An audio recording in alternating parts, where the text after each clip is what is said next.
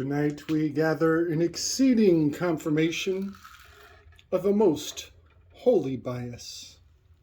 Tonight, unseeable labyrinths make order by means of chaos. The slick dissident channel dones the wolf's head with no reservations, sheds the furs of decorum and self-preservation. Tonight, the sleep dancer awakens. Welcome back, dissidents. We are shifting gears on this channel. We are no longer a shared learning experience. Tonight, we become the shared artistic expression. I have reset a great many things, and I am quite eager and excited to share the new direction that I am taking the project. Recently, I opened myself up to the opinions, the judgments, the graces of the community at large. We have acquired the Cash app, and I am happy to accept donations from anyone willing to open their heart and share their appreciation with what I have put on offer thus far. And I plan to take things much, much farther in much, much more interesting ways than ever. So as I promised many, many months ago that someday we would get some music in the intro of the Slick Dissident channel, here you have it. I want to approach the Iliad in its potential context of the enneagram. A couple videos ago, we mentioned how the word enneagram is an anagram for mania, rage. This word mania, it is the Greek word for rage. It is the first word in the opening line of the Iliad. Achilles is prepared to strike Agamemnon down as a great transgression has been inflicted by the god Apollo upon the camp of the Greeks. Agamemnon will be in the role of this number two, this giver. Achilles is the acolyte of Athena. He is the preferred chosen champion of Athena, this number one, this reformer perfectionist with a shadow of wrathfulness. And he is in a very conflicted position as he is standing in rage. He is expressing the righteous indignation that has been removed from the Aristotelian virtues and replaced with the word justice, which is a salt lick shooting gallery. Justice is an illusion. It does not exist.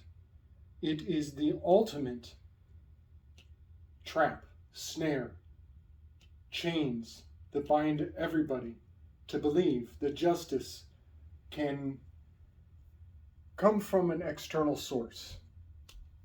And he knows this. He knows that he must put justice in his own hands.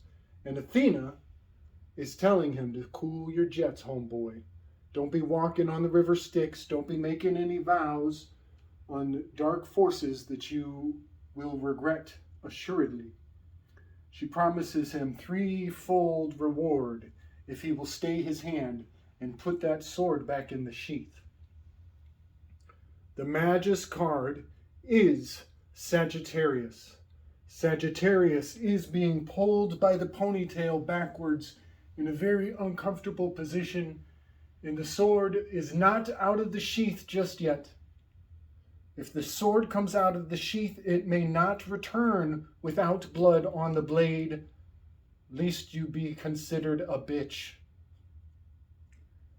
This is Sagittarius walking this tightrope, this hang ten surfboard of Carrie Mullisk is the line of the river Styx that is the instinct division from the body to the heart, from the doing to the feeling.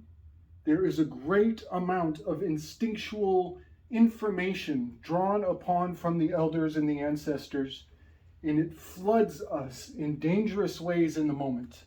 The heat of the moment is right here. Achilles is walking in the heat of the moment, and Athena grabs him and gives him a little pep talk and brings his mind into discernment. But before he can achieve discernment, he goes into a hyperdimensional realm where he can commune with Athena and experience an upliftment of his consciousness. I want to read the opening line of the Iliad from from one of the many translations. This is from the Fitzgerald translation of the Iliad. Rage, goddess, sing the rage of Peleus' son Achilles, murderous, doomed, that cost the countless losses, hurling down to the house of Hades, so that many sturdy fighters, souls and bodies, made carrion of the dogs and birds of prey. The will of Zeus moving towards its end. Begin, muse, when the two first broke and clash, Agamemnon, lord of men, and brilliant Achilles. The remedial virtue of a number two giver, who is the goddess Hera, white-armed Hera. This giver has a remedial virtue of magnanimity. Hera's name is Magnamator. Agamemnon is a loose anagram of magnanimity, Magnamator. Agamemnon is the giver.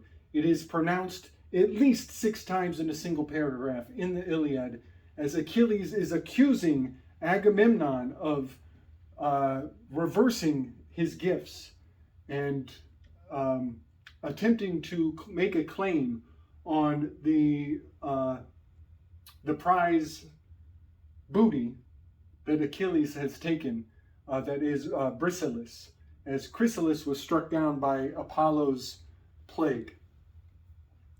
This moment is a crucial initiation of the enneagram cycle. This opening paragraph, I believe it is 2 lines long, walks around the spirits of the enneagram 2 times for a grand total of 1-8. 2 rounds about the enneagram gives you the sacred number 1-8, which is the moon card. Right here. And we initiate the story from there, moving forward with the, there's approximately 2 pages of details before we get to Achilles in his moment before the sword comes out of the sheath. It is a very decisive moment. And Athena is blessing him with wisdom and pulling him outside of time. This instinct of the river Styx has a potentiality to transcend time. Anybody who has been in the heat of conflict knows about what is called, some call it tachypsyche, some call it time dilation. These are building blocks of martial wisdom. Anybody who is advanced enough in a particular fighting art, you will understand tachypsyche, time dilation. All of these are fascinating components of what it is to be in the flow state. I'm going to leap quite a few pages forward into the story. First, I want to read some proof, some evidence of my claim that Agamemnon is in this position number 2 of the giver. He is favored by Hera. It is openly stated. This magnanimity. Achilles is pleading for Agamemnon to activate his magnanimity. And the Magna Mater is sending Athena down to speak to Achilles, to whisper wise counsel into his ear. Okay. This is Achilles calls on Calchas for help. Then in answer again spoke brilliant, swift-footed Achilles, son of Atreus, most lordly, greediest for gain of all men. How shall the great-hearted Achaeans give you a prize now?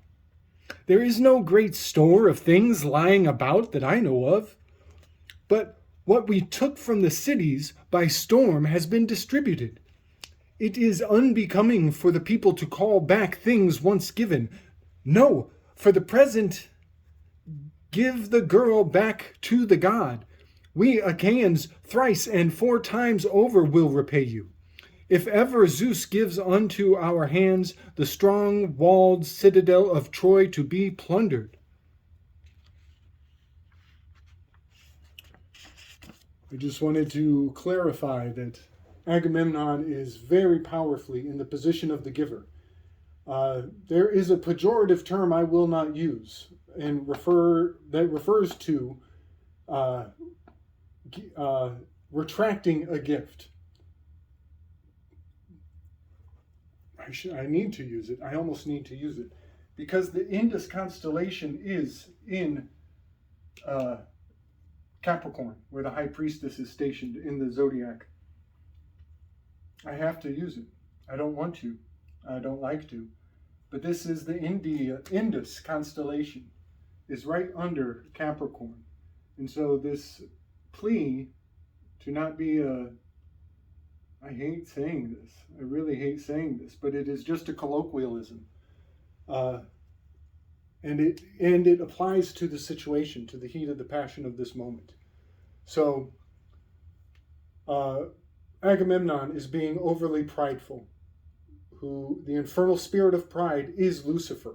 There is a great amount of darkness laid down on the two typology, and I'm not going to answer to that. That's not my place. I will learn from it though. Okay. Next, we skip a couple pages forward to the heat of the moment as the sword is nearly drawn. So he spoke, and the anger came on Peleus' son, and within his shaggy breast the heart was divided 2 ways, pondering whether to draw from beside his thigh the sharp sword, driving away all those who stood between and kill the son of Atreus, or else to check the spleen within and keep down his anger. Now as he weighed in mind and spirit those 2 courses, and was drawing from its scabbard the great sword, Athena descended from the sky. For Hera, the goddess of the white arms, had sent her, who loved both men equally in her heart and cared for them. The goddess, standing behind Peleus' son, caught him by the fair hair, appearing to him only, for no man of the others saw her.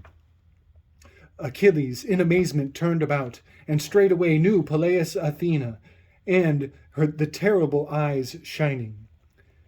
He uttered winged words to address her. Why have you come now, O child of Zeus of the Aegis, once more? Is it that you may see the outrageousness of the son of Atreus, Agamemnon? Yet I will tell you this thing, I think it shall be accomplished. by such acts of arrogance he may even lose his life. Then in answer the goddess gray-eyed Athena spoke to him, I have come down to stay your anger, but will you obey me?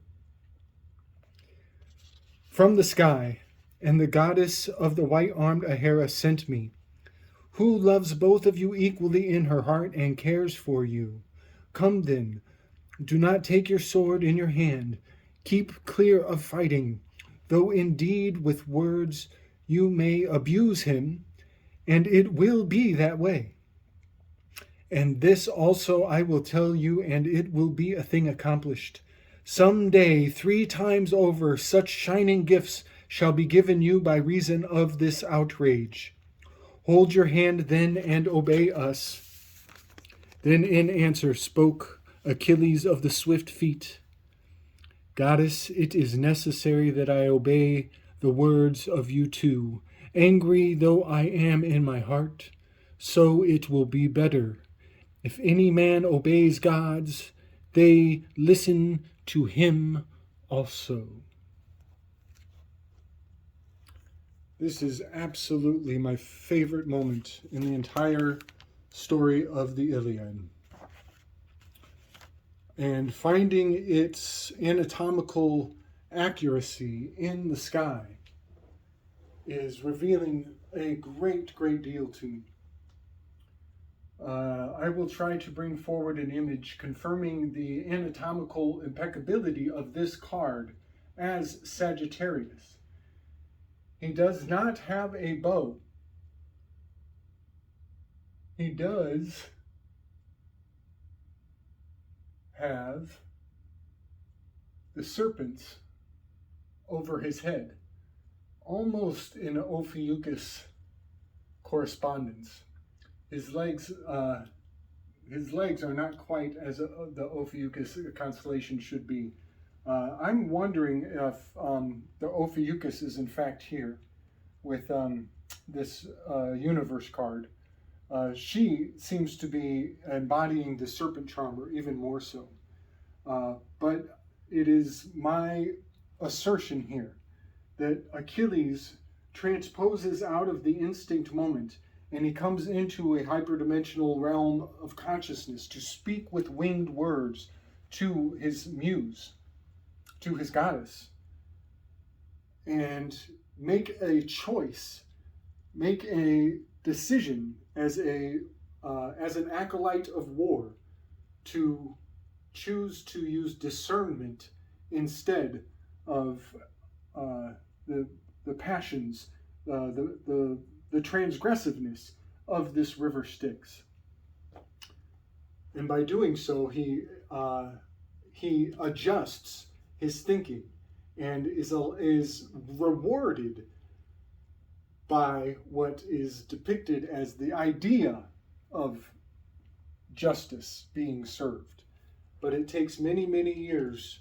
It takes many, many struggles and battles for that justice to be served and for his threefold reward to come back upon him.